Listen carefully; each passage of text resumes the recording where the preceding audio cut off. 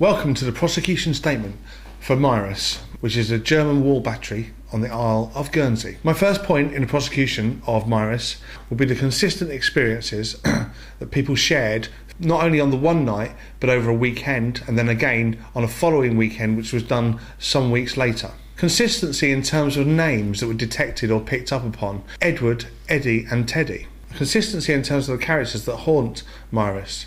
That of the German officer, which is a tall gentleman with a very distinctive hat, described as peaked and with a point, not just any old cap that you might imagine an officer to wear. When we did the research on this, we did find in fact the right rank and found the distinctive cap. There was also that of the small boy, consistent in terms of his age, described between 7 and 10.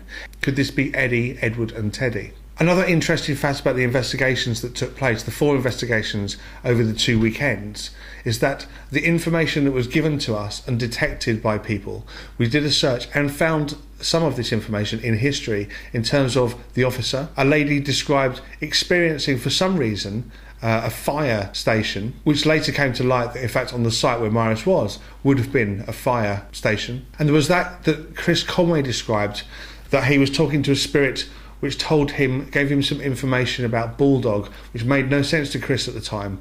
But the ship that liberated Guernsey was indeed HMS Bulldog. The EVPs that we managed to capture on Mirus, I'm sure, were quite stunning.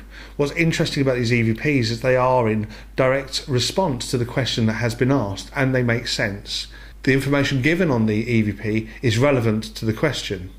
My next piece of prosecution should be that of the dark shadow which was caught on our CCTV camera. Now, we have tried to debunk and try to recreate this, but when we realised in fact where the shadow was coming from, we also realised that we couldn't in fact repeat it, because it was from a part of the bunker that no one had access to. It was in a place that we couldn't repeat it, we couldn't recreate it. So I present that as being paranormal evidence. And my last piece of evidence would be the photograph taken at Mirus, which was in fact quite interesting in the respect that it too resembles the black shape of a human figure. That, ladies and gentlemen, is a summary of the evidence that was captured at Mirus. I urge you to find Mirus guilty of being haunted.